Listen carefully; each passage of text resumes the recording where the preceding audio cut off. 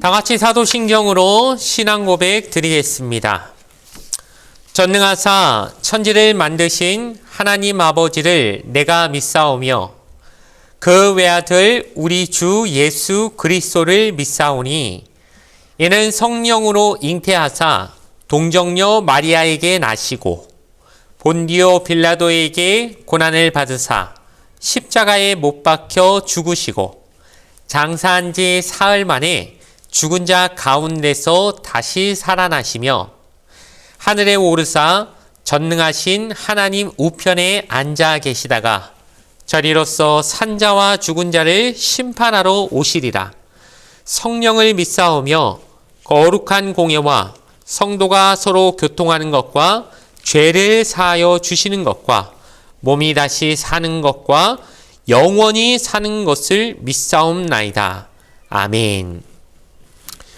오늘 우리에게 주신 하나님 말씀은 구약성경 민수기 21장 34절과 35절의 말씀입니다. 구약성경 232페이지에 있는 민수기 21장 34절에서 35절까지의 말씀, 구약성경 232페이지에 있는 민수기 21장 34절과 35절 말씀을 제가 읽어 드리겠습니다.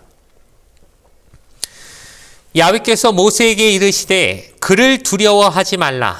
내가 그와 그의 백성과 그의 땅을 내 손에 넘겼나니 너는 헤스본에 거주하던 아모리인의 왕 시온에게 행한 것 같이 그에게도 행할지니라. 이에 그와 그의 아들들과 그의 백성을 다 쳐서 한 사람도 남기지 아니하고 그의 땅을 점령하였더라. 아멘. 오늘 주신 말씀을 가지고 누구의 편에 설 것인가 라는 제목으로 잠시 말씀의 은혜를 함께 나누도록 하겠습니다. 오늘 우리에게 주신 성경 본문의 말씀은 이스라엘이 이제 드디어 약속의 땅인 가나안을 향해 나아가고 있다가 그 중간에 있는 여러 민족들이 있지 않겠습니까? 그들이 순순히 길을 비켜줄 리가 없지요. 그러니 그들을 하나하나 이렇게 가나안 땅을 향해 가는 도중에 있는 그 다른 이방 민족들을 정복해 나가는 장면을 우리에게 보여주고 있습니다. 이스라엘 백성이 하나님 편에 섰을 때 그들은 계속해서 연전연승을 거둘 수 있었음을 묵상하면서 오늘 우리에게 주신 본문의 말씀을 통하여 하나님의 은혜를 함께 나누게 되기를 주님의 이름으로 소원을 드리겠습니다. 과거 60년대, 70년대를 보면 전 세계가 한마디로 냉전시대였다 이렇게 사람들이 이름을 붙이죠. 즉 냉전시대란 건 무엇입니까? 민주 진영이 있고 공산주의 진영이 있어서 이게 어느 진영에 설 것인가에 따라서 서로가 서로를 향해 끊임없이 막 대립하고 나뉘어져 가지고 항상 어떤 나라에 대해서는 뭐 이 편이냐 저 편이냐 확실히 해라, 뭐 민주주의냐 공산주의냐 어느 쪽이냐라고 이렇게 선택을 요구할 수밖에 없고 자기가 어느 편에 서 있는지를 분명히 하지 않으면 그 곳 안에 함께 공존할 수 없을 만큼 굉장히 대립관계에 있을 때 우리가 그때 어느 편에 서느냐가 굉장히 중요했던 시대를 우리가 흔히 냉전시대라고 그렇게 말하고 있습니다. 그런데 요즘 돌아가는 세계 정세를 보니까 어느덧 좀 비슷해지고 있는 상황이 또 오고 있는 것 같습니다. 왜냐하면 세계를 보니까 또 이제 강대국들이 또 이제 한 두 개 정도 있지 않습니까? 우리가 잘 아는 우리 바로 옆에 있는 중국이 있고 또 바다 건너는 여전히 또 세계에서 또 가장 강력하다고 볼 수 있는 미국이 이제 두 개의 나라가 패권 국가가 서로 돼가지고 누가 더 강하냐라고 서로 이렇게 부딪히고 있는 상황이 되다 보니까 전 세계 그 외에 있는 조금 고래 싸움에 새우등 터지는 격에 놓여져 있는 수많은 나라들이 너 어느 편이야 하면은 우리나라는 약간 이쪽 편입니다. 약간 저쪽 편입니다. 자기 편을 어느 정도 드러내지 않을 수가 없고 그게 아니라 좀 애매모호하게 있으면은 오히려 더 혼이 나기도 하고 그런 상황들, 즉 너 누구 편에 서 있냐? 누구 편이냐? 누구의 편에 설 것이냐? 이것이 신앙적으로도 하나님 앞에서 참 중요하다는 것을 어떻게 보면 오늘 본문의 말씀은 우리에게 보여주고 있습니다. 마치 냉전 시대에 당신은 민주주의 진영에 있느냐 공산주의 진영에 있느냐라고 하는 이런 것들이 매우 중요했던 것처럼 현대 오늘을 살아가는 우리에게도 너는 어느 편이냐, 하나님 편에 서 있느냐 아니면 그 반대편에 서 있느냐, 이것이 굉장히 중요한 선택이라고 하는 것을 우리는 직면하게 된다는 겁니다.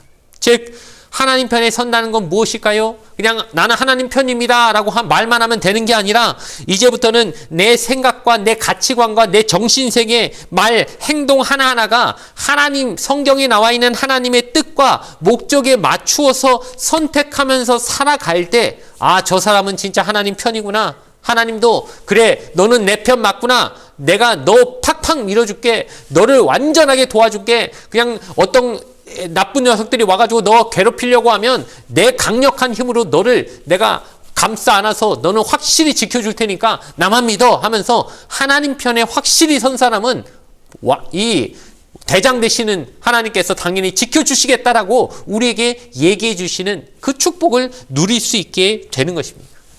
오늘 본문에 보면 이스라엘 백성이 이제 애굽에서부터 나온 지 40년이나 광야에서 방황하다가 이제 하나님이 드디어 이제 너희 가나안 땅에 들어갈 만하다. 이제 그 광야 생활 이제 끝났다. 내가 40년 동안 너희를 훈련시킨 그 기간이 이제 다 마무리된 것 같다. 1세대들은 거의 다 이제 다 죽었고요. 이제 2세대들만 남지 않았습니까? 새로운 세대가 이제 준비가 된 것 같으니 가나안 땅으로 들어가도 좋겠다 하면서 가나안 땅을 향해 전진하라고 그들에게 명령하십니다. 그런데 가나안 땅을 향해 가다 보면 이미 그곳에 터잡고 살아있는 이방 민족들과 부딪히지 않을 수가 없지 않습니까? 새로운 민족이 그 자기들의 땅을 향해 나아갈 때 당연히 기본 살고 있던 사람들이 반발할 수밖에 없고 그냥 순순히 길을 빌려주는 게 아니라 길을 내주는 게 아니라 어디 감히 우리 땅에 들어왔느냐 하면서 한판 싸우자라고 이렇게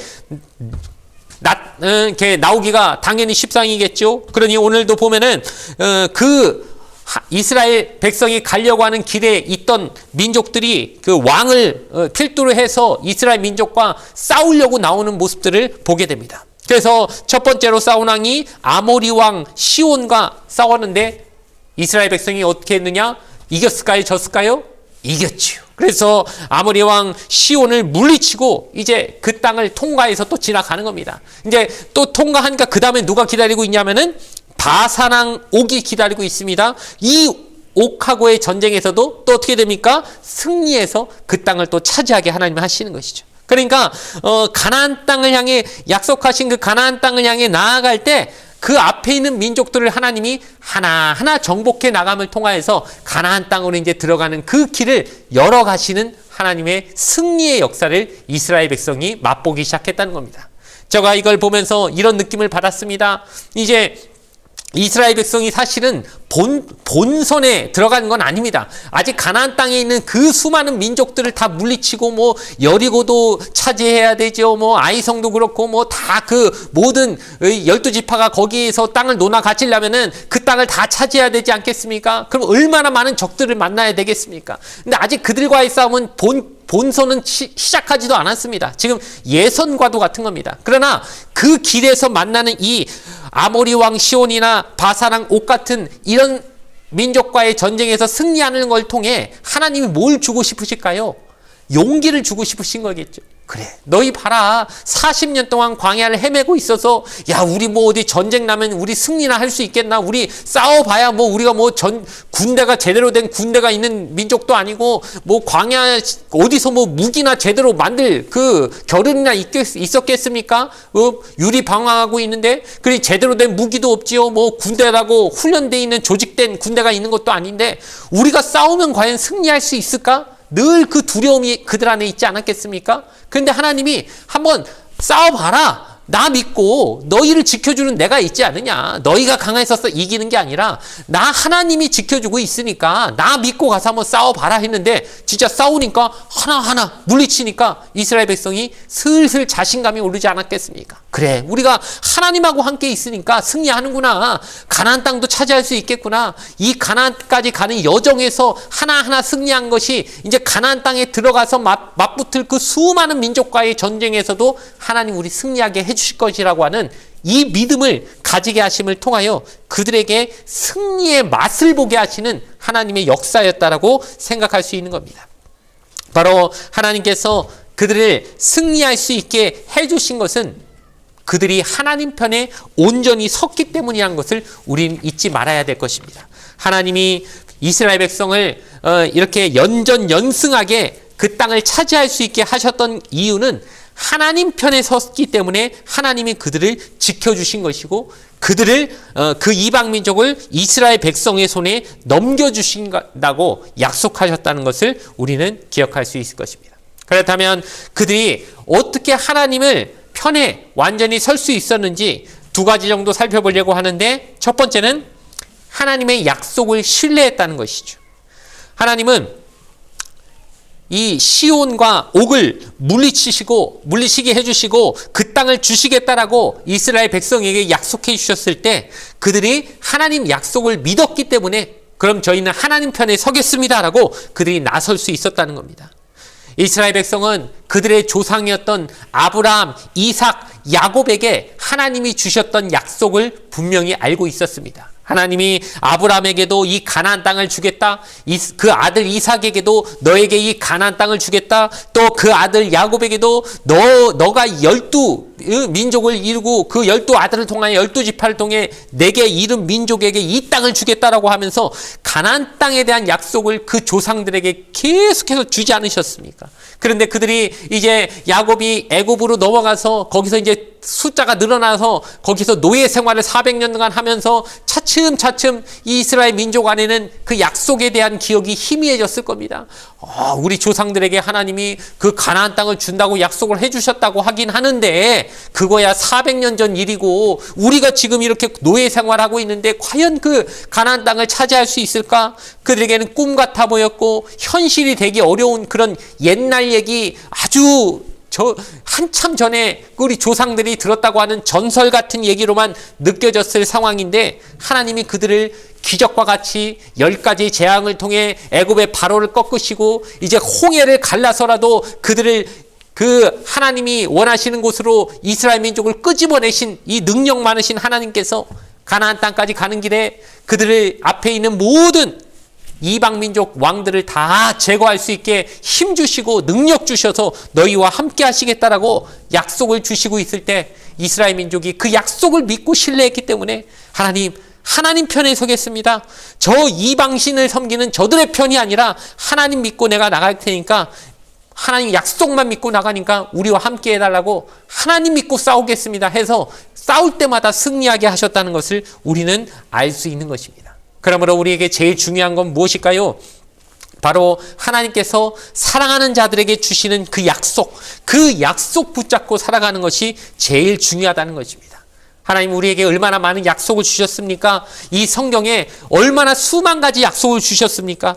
이 약속을 그냥 글자로 받아들이고 이거 성경에 적혀있는 글자지 이게 뭐야 현실이 아니잖아 라고 그렇게 생각해가지고는 아무것도 얻을 수 없을 것입니다.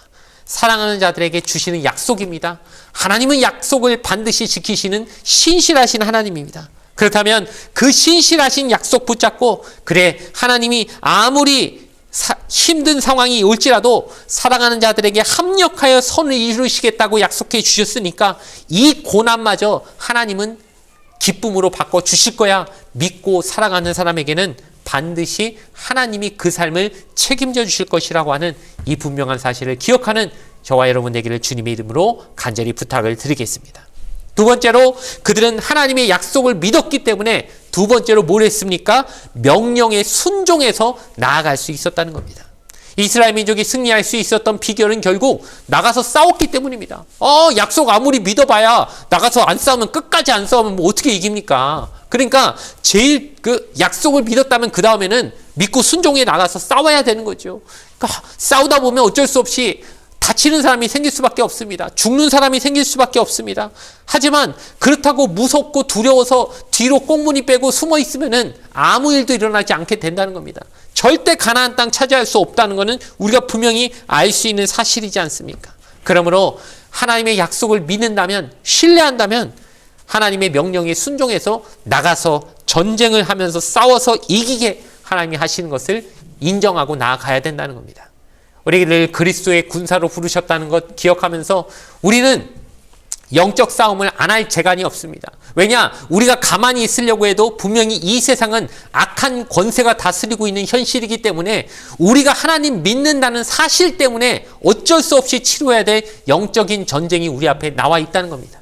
그런데 우리의 전쟁은 혈과 육의 싸움이 아니기 때문에 몸짱 돼가지고 이길 수 있는 것이 아니라 기도하고 하나님 말씀 붙들고 깨어 있어서 기도하면서 하나님의 말씀대로 나가 싸워서 이 싸움을 두려워하지 않고, 군사가 싸움을 두려워하면 어떻게 전쟁하겠습니까? 나를 군사로 부르셨다면 어쩔 수 없이 싸울 수밖에 없다는 것 인정하고 이 영적 전쟁에서 지지 않기 위해서 하나님 편에 바짝 붙어가지고 하나님 명령하달하시는 대로 내가 순종하며 나아가야겠구나 라고 그 사실 하나 붙잡고 싸우며 나아가다 보면 하나님 편에 선 사람은 반드시 승리하게 된다는 사실, 이 사실 하나만큼은 꼭 믿는 저와 여러분 되어지길 바랍니다. 우리가 강해서 이기는 거 아니지 않습니까? 우리 대장 되신 분이 너무 세기 때문에 저 막이 아무것도 아닌 겁니다. 우리가 아무리 싸운다고 이길 수 없는 존재지만 우리보다 훨씬 크신 분이 우리 쪽에 계시고 나는 그분의 편에 서 있기 때문에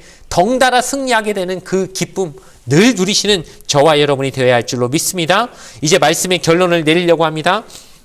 이 바산왕 그리고 또 시온과 옥 두 민족이 패배한 것은 이스라엘 민족이 강하고 그들이 힘과 군사력이 월등해서 이긴 거 아니라는 것 우린 너무도 잘 압니다. 이스라엘 민족이 수가 많습니까? 아무리 많아봐야 그 자리에 터잡고 있는 사람들보다 훨씬 많을 수도 없는 것이고, 또 광야를 방황하고 있는 사람들이 제대로 된 무기 하나 제대로 갖추지 못했을 것인데, 군사 훈련 받은 것도 아닐 것인데, 군사력이 강해봐야 얼마나 강하겠습니까? 그런데 그들이 이길 수 있었던 이유는 단 하나, 하나님이 이스라엘 편이셨기 때문에 승리했다는 것 우리가 꼭 기억하면서 오늘도 내가 이기는 싸움이 아니라 내가 하나님 편에 서 있기 때문에 하나님이 이기시니까 나도 이기는 거다 생각하면서 내 모든 생각과 내 모든 말과 행동이 하나님 편에 서기에 적합한가 이것만 생각하면서 오늘도 하나님 편에 있는 사람 치고 내가 조금 생각하는 거나 말하는 게 이래 갖고는 안 되는데 내가 하나님 편에 선 사람같이 살아야지, 이 노력과 이 싸움을 충실히 해감을 통하여서 우리 인생에 승리를 가져다 주시는 하나님의 그 놀라운 삶을 체험하실 수 있는 저와 여러분의 삶이 되기를 주님의 이름으로 간절히 축원을 드리겠습니다. 잠시 기도드리겠습니다. 오늘도 우리에게 승리를 주신 아버지 하나님, 우리가 하나님 편에 서서 하나님 약속 붙들고 말씀에 순종하며 나아가는 하루가 되게 하여 주시옵소서. 오늘도 죄와 싸워 이길 수 있게 하여 주시고 나의 욕망과 나의 자아와 내 안에 있는 내가 왕 되려고 하는 이 뿌리 깊은 하나님 안에서 내 자신만 세우려고 하는 내 근본의 욕망을 싸워 승리할 수 있는 저희가 되게 하여 주시어서 하나님이 왕 되시고 하나님 편에 서서 하나님 명령대로 살아가겠노라고 오늘도 다짐하며 그렇게 하루를 끝낼 수 있는 복된 하루 되게 하여 주시옵소서. 감사드리며 거룩하신 예수님의 이름으로 기도드리옵나이다. 아멘. 주기도문을 통하여 예배를 모두 마치겠습니다. 하늘에 계신 우리 아버지여, 이름이 거룩히 여김을 받으시오며 나라가 임하시오며 뜻이 하늘에서 이루어진 것 같이 땅에서도 이루어지이다.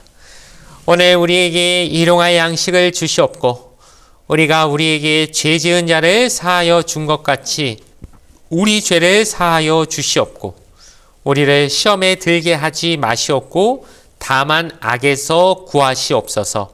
나라와 권세와 영광이 아버지께 영원히 있사옵나이다. 아멘.